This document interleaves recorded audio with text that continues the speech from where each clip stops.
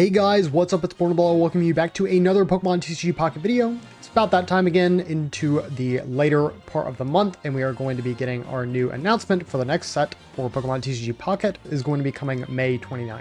This pack is still Sun and Moon themed, but focuses on the Ultra Beasts, as we did not get them in the previous packs, and so this will be a new opportunity to get a bunch more EX Pokemon, as well as some other basic Pokemon. But getting right on into it, we were introduced to Buzzwole EX with 140 HP and is a Grass type. For 2 energies, you can use Punch for 30 damage, or have 2 Grass energies and 1 colorless for Big Beat, and it does 120 damage. With the downside that during your next turn, this Pokemon can't use Big Beat. Because this is a basic Pokemon, I'd like to think that it actually plays pretty well on curve. The downside of not being able to attack with Big Beat consistently is a downside, but having it at 3 energies does mean that whatever you're basically putting this in for, it's probably going to knock it out. And with all the Grass type support that's already out there, I really do think Buzzwole EX will really excel and probably even get some really early turn KOs. But that's all I really have to say, because he's just a solid basic EX Pokemon, and we know that those have been doing exceptionally well in these past formats, so I do think that there is a place for Buzzwole EX. Moving on, we're shown our next Ultra Beast, which is just a regular basic Pokemon, Nihilego. It has 70 HP, is a Dark type, and has the ability More Poison. Your opponent's active Pokemon takes 10 plus damage from being poisoned.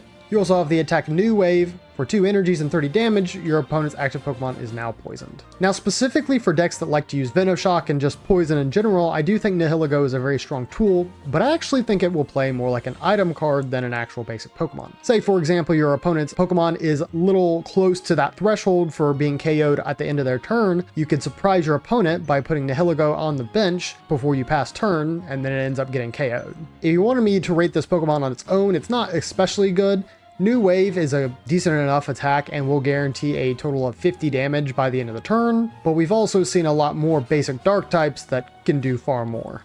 Then we are given a glimpse at Guzzlord EX, another basic Pokemon with 170 HP. It's a Dark type and has the first move Grindcore. For 30 damage, you have 2 energy cost. And you flip a coin until you get tails. For each heads, discard a random energy from your opponent's active Pokemon. And for 4 energies, you have Tyrannical Hole, which does 120 damage. Guzzlord is in a difficult spot to me because it basically has everything you'd want. It's a basic Pokemon, it has a huge HP pool with 170, and although Grindcore might be a little bit underwhelming at face value, only doing 30 damage, the ability to either go so far ahead of your opponent or catch up to your opponent by discarding energies is not to be ignored. And Tyrannical Hole, while it does have a steep energy cost, is still a good move. My only worry is that we do have a lot of other solid Dark type decks now, and I am wondering if the Guzzlord EX is going to try and be slotted into those, or if people are going to try and build around him, making him a absolutely huge beat stick to get past. We then have another basic Ultra Beast, Celesteela, has 120 HP and has the ability Ultra Thrusters. Once during your turn, you may switch your active Ultra Beast with one of your benched Ultra Beasts.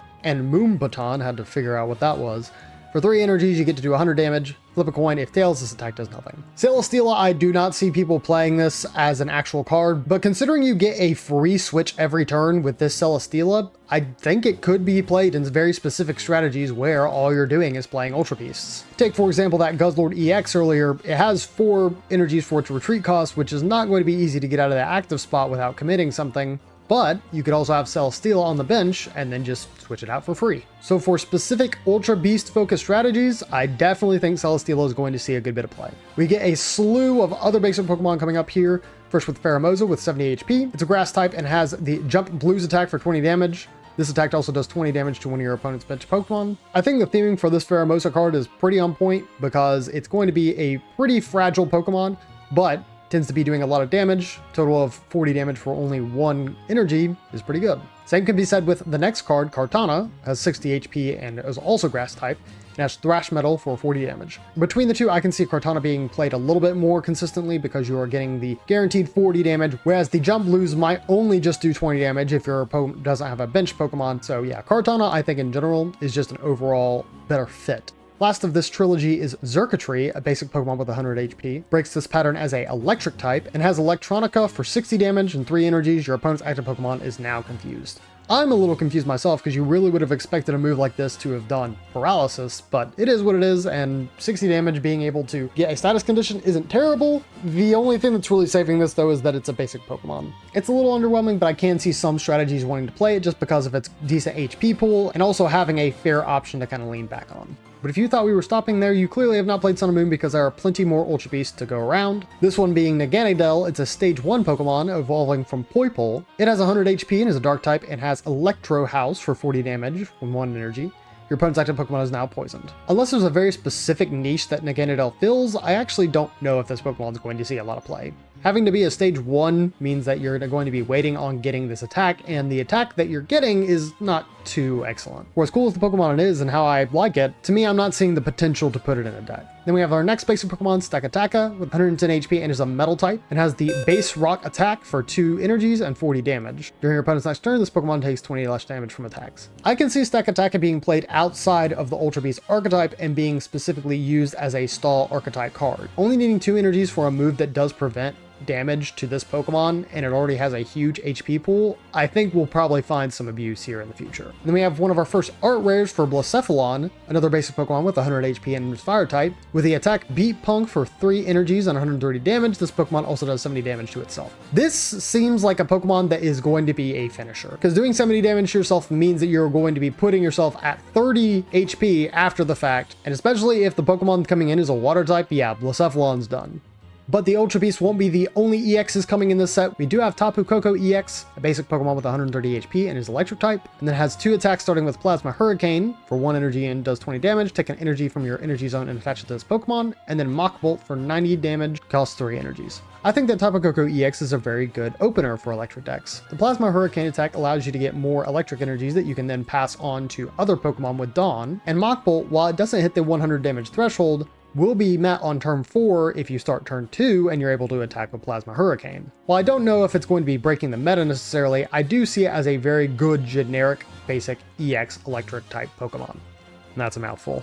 We then have a glimpse at type Null, a basic Pokemon with 80 HP and is a colorless Pokemon. Then has the attack Quick Blow for 1 energy, does 20 damage, but if you flip a coin and hits heads, this attack does 20 more damage. It's an okay attack, but I think people are going to be more excited for what Savali does as opposed to what this does. We then get a sneak peek at one of the supporters, a full art at that, for Lusamine. You can use this card only if your opponent has gotten at least 1 point. Choose one of your Ultra Beasts, attach 2 random energy from your discard pile to that Pokemon. This card can be specifically used for punishing your opponent's aggressive plays, so if the last turn you had a Pokemon that was KO'd, you put in your new one, you attach your energy and then use Lusamine, there's a chance that you get just a full-on knockout that next turn. Specifically for Ultra Beast strategies, I think Lusamine is a incredible card, but we'll have to see how she fits in the decks once people start figuring out which Ultra Beast they want to put in their deck or leave home. We then have 3 Pokemon that are not related to the Ultra Beast or the Tapus. First starting with Alolan Diglett, it's a basic Pokemon with 60 HP and is Steel type. Has Happen to Headbutt for 40 damage and 1 energy, but it's one of those attacks where if you flip it tails, this attack does nothing.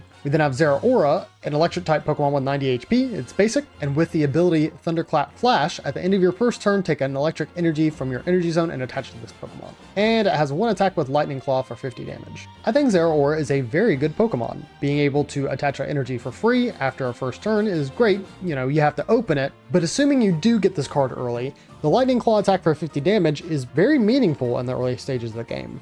And then we have Shiinotic with 90 HP and is a Psychic type. Keep in mind this is a stage 1 Pokemon, and it has the ability Illuminate. Once during your turn, you may put a random Pokemon from your deck into your hand, and has Gentle Slap for 40 damage. If you want my opinion, I don't know why anybody would run this card. If you were really trying to target a specific Pokemon in your deck that was for an evolution or just trying to get you ahead in your strategy, you would just use the Pokemon Communication item card, which at maximum will only take 2 spots in your deck list, whereas Murloc and Shiinotic will take up 4 spots, assuming you run your max. So, I don't know. I don't see it being played particularly much, but maybe it'll be part of a broken strategy in the future. And the final card they showcase is a full art Rowlet, basic Pokemon with 60 HP and is a grass type, and the move Fury Attack takes 1 energy, flip 3 coins, this attack does 10 damage for each head, so you have a max of 30. The attack itself, it is what it is, it's a basic Pokemon, but it can do decent damage against the types that it has advantage to, and just in general, what a cute idea for a full art. But that wraps up all the details for this themed booster pack. To remind you, Extradimensional Crisis will be releasing on Thursday, May 29th, so that's coming very, very soon. If you're worried this is all the set has, please know that there are several leaks that have kind of come out already for some really ridiculous Pokemon coming down the line, but in any case, I'll leave it at that. Please like if you enjoyed the video, and subscribe if you want to keep up to date with Pokemon TCG Pocket content. Thank you guys so very much for watching. I hope you're having a fantastic night or day wherever you may be, and I'll see you next time. Sleep!